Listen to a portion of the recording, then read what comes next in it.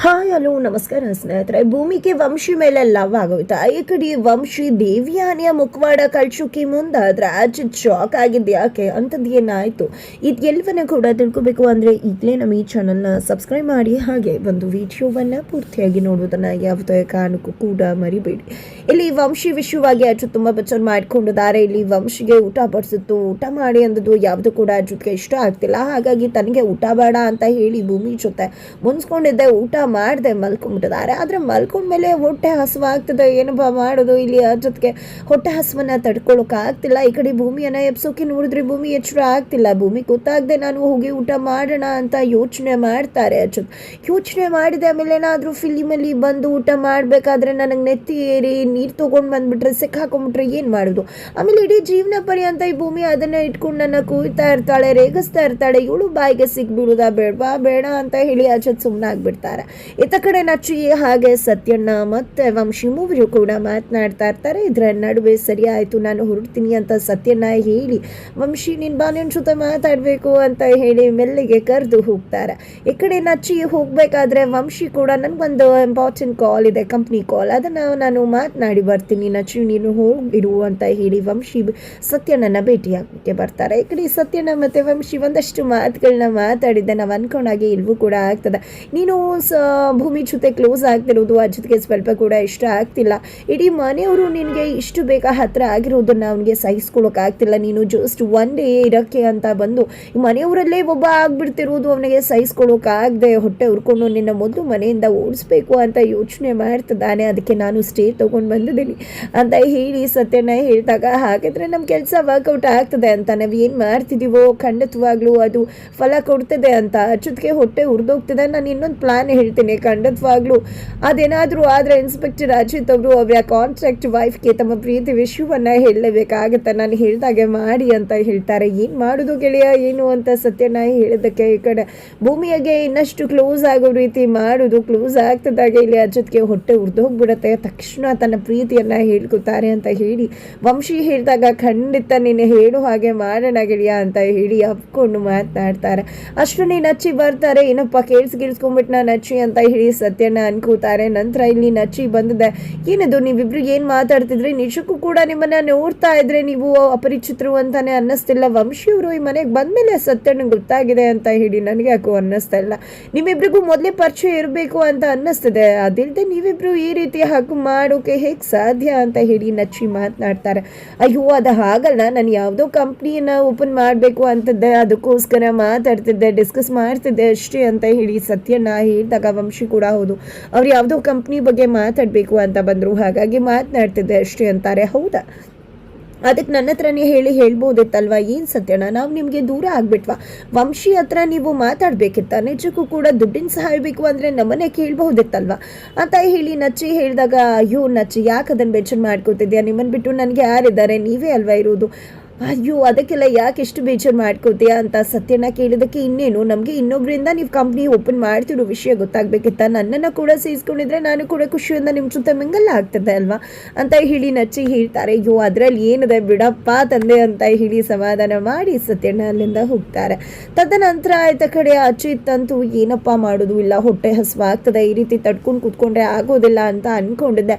ಊಟ ಮಾಡಬೇಕು ಅಂತ ಹೇಳಿ ಮಧ್ಯರಾತ್ರಿಲಿ ಡೈನಿಂಗ್ ಟೇಬಲ್ ಮೇಲೆ ಬರ್ತಾರೆ. ಹೆಂಡತಿ ರುಚಿಯಾಗಿ ಮಾಡಿರೋ ಅಡುಗೆಯನ್ನು ತಿಂತಿರ್ತಾರೆ. ಕೆಮ್ಮುಗೆ ಶುರುವಾಗತ್ತೆ, ನೆತ್ತಿ ಹತ್ತತ್ತೆ. ಅಷ್ಟರಲ್ಲಿ ಭೂಮಿ ಟೀಟ್ ಯಾವ ರೀತಿ ಅಚ್ಯುತ್ ಕನಸನ್ನ ಕಂಡಿದ್ರು ಅದೇ ರೀತಿಯಾಗಿ ಅಚ್ಯುತ್ ಅನ್ಕೊಂಡಾಗೆ ಭೂಮಿ ತಂದು ನೀರು ಕೊಡ್ತಾಳೆ. ಅದನ್ನು ನೋಡಿದೆ ಭೂಮಿಗೆ ಅಚ್ಯುತ್ಗೆ ಶಾಕ್ ಆಗುತ್ತೆ. ಏನಪ್ಪ ಕೊನೆಗೂ ಭೂಮಿ ಬಂದು ನೀರು ಕೊಟ್ಟೆ ಬಿಟ್ಲಲ್ಲ, ಮುಗೀತು ಕತೆ, ಸಿಕ್ಬಿದ್ನಲ್ಲ ನಾನು ಅಂತ ಅನ್ಕೋತಿರ್ತಾರೆ. ಅಷ್ಟರಲ್ಲಿ ನಚ್ಚಿ ಮತ್ತೆ ವಂಶಿ ಕೂಡ ಬರ್ತಾರೆ.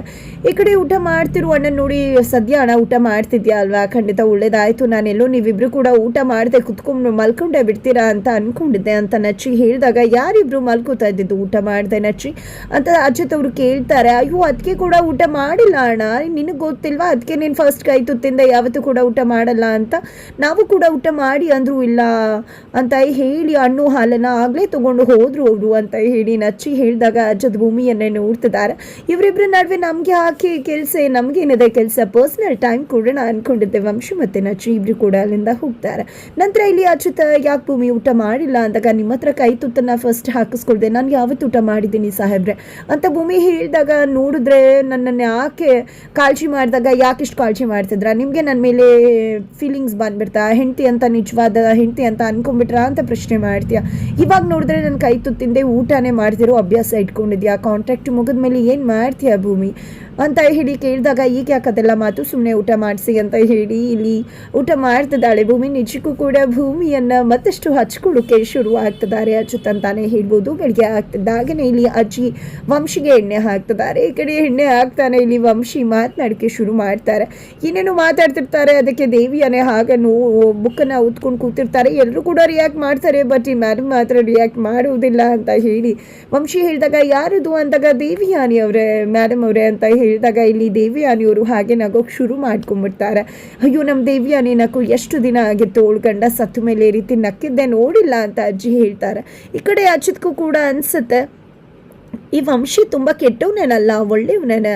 ಭೂಮಿ ವಿಷಯದಲ್ಲಿ ಆ ರೀತಿ ನಡ್ಕೋತಾನೆ ಅನ್ನೋದು ಬಿಟ್ಟು ಬೇರೆ ಎಲ್ಲ ವಿಷಯದಲ್ಲೂ ತುಂಬ ಒಳ್ಳೆಯವನು. ದೇವಿಯಾನಿ ಅತ್ತೆನ ನಗಿಸ್ತಿದ್ದಾರೆ ಅಂತ ಹೇಳಿ ಅಜ್ಜತ್ ಕೂಡ ಅನ್ಕೋತಾರೆ. ನಂತರ ದೇವಿಯಾನಿ ಅವ್ರು ಕೂಡ ನನಗೂ ಕೂಡ ಇದೇ ರೀತಿ ಮಗ ಇದ್ದಿದ್ರೆ ಎಷ್ಟು ಚಂದ ಇತ್ತಲ್ವಾ ಅಂತ ಎಷ್ಟು ಭಾರಿ ಅನಿಸಿದೆ ವಂಶಿ ಅಂತ ಹೇಳಿ ದೇವಿಯಾನಿ ಕೂಡ ಹೇಳ್ತಾರೆ.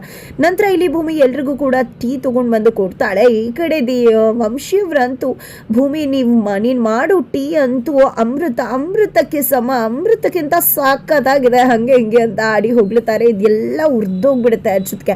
ಹಾಗಾಗಿ ಅಲ್ಲಿ ಅಚ್ಯುತ್ ಭೂಮಿಯನ್ನ ಕರ್ಕೊಂಡು ಹೊರಗಡೆ ಹೋಗ್ತಾರೆ. ಸತ್ಯನವಂತೆ ವಂಶಿ ಕೂಡ ಬರ್ತಿದ್ದಾಗೆ ನೋಡಿ ವಂಶಿ ಅವರ ನಾನು ಸ್ಟ್ರೈಟ್ ಆಗಿ ಹೇಳ್ತಾ ಇದ್ದೀನಿ, ಇವರು ಭೂಮಿ ನನ್ನ ಹೆಂಡತಿ ಗೊತ್ತದೆ ಅಲ್ವಾ, ಭೂಮಿ ಅಚ್ಯುತ್ ರಾಮನಾರಾಯಣ್, ನೀವು ಏನೇ ಇದ್ರು ಈಕೆಯನ್ನ ಭೂಮಿ ಅವರೇ ಅಂತ ಕರಿಬೇಕು, ಇಲ್ಲಾಂದ್ರೆ ಭೂಮಿ ಅಚ್ಯುತ್ ನಾರಾಯಣ್ ಅಂತ ಕರೆದ್ರೆ ಇನ್ನೂ ಸೂಪರ್ವಾಗಿರತ್ತೆ. ನನ್ನ ಹೆಂಡತಿನ ಏಕವಚನದಲ್ಲಿ ಕರೆಯೋದು ನನಗೆ ಇಷ್ಟ ಆಗೋದಿಲ್ಲ ಅಂತ ಹೇಳಿ ಅಚ್ಯುತ್ ಹೇಳಿದಾಗ ಸರಿ ಆಯ್ತು ಬಿಡಿ, ಇನ್ನು ಮುಂದೆ ಕರೆಯೋದಿಲ್ಲ ಅಂತ ಹೇಳಿ ವಂಶಿಯವರು ಹೋಗ್ತಾರೆ. ನಂತರ ಇಲ್ಲಿ ಭೂಮಿಯನ್ನ ಕೂರಿಸ್ಕೊಂಡು ಅಚ್ಯುತ್ ಹೋಗ್ತಾ ಇರ್ಬೇಕಿದ್ರೆ ವಂಶಿ ಅವ್ರು ಬಂದಿದ್ದೆ, ನಿಮ್ಗೆ ಮೈಗ್ರೇನ್ ಇದೆ ಅಲ್ವಾ, ಚಿಕ್ಕದ್ರಲ್ಲಿ ನೀವು ಹತ್ತಿ ಹಾಕೊಂಡು ಬರ್ತಿದ್ರಿ, ನಂಗೆ ಸೌಂಡ್ ಆಗೋದಿಲ್ಲ ಅಂತ ತಗೊಳ್ಳಿ ಅಂತ ಪ್ರೀತಿಯಿಂದ ಹತ್ತಿಯನ್ನ ಕೊಟ್ಟಾಗ ನಿಜಕ್ಕೂ ಇಷ್ಟು ಸಣ್ಣ ಸಣ್ಣ ವಿಷಯನೂ ಕೂಡ ಇಷ್ಟು ಮೈಂಡ್ ಇಟ್ಕೊಂಡಿದ್ರಲ್ವಾ, ನಿಜಕ್ಕೂ ಎಷ್ಟು ಆಶ್ಚರ್ಯ ಆಗತ್ತೆ ಅಂತ ಭೂಮಿ ಹೇಳಿದಾಗ ಏನಪ್ಪಾ ಇದು, ನಾನು ಇಷ್ಟು ಸೂಕ್ಷ್ಮನ ಅಬ್ಸರ್ವ್ ಮಾಡ್ಲಿಲ್ವಲ್ಲ, ಎಂತ ತಪ್ಪು ಕೆಲಸ ಮಾಡ್ಬಿಟ್ಟೆ ಅಂತ ಅಚ್ಯುತ್ ಅನ್ಕೊಂಡಿದ್ದೆ. ಹತ್ತಿಯನ್ನ ವಂಶಿ ಅವ್ರಿಗೆ ಕೊಟ್ಟು ಥ್ಯಾಂಕ್ಸ್ ಹೇಳಿ ನಾನು ನನ್ನ ಭೂಮಿಯನ್ನ ಕಾರಲ್ಲಿ ಕರ್ಕೊಂಡು ಹೋಗ್ತಿದ್ದೀನಿ ಅಂತ ಹೇಳಿ ಭೂಮಿಯನ್ನ ಕಾರಲ್ಲಿ ಕರ್ಕೊಂಡು ಹೋಗ್ತಾರೆ.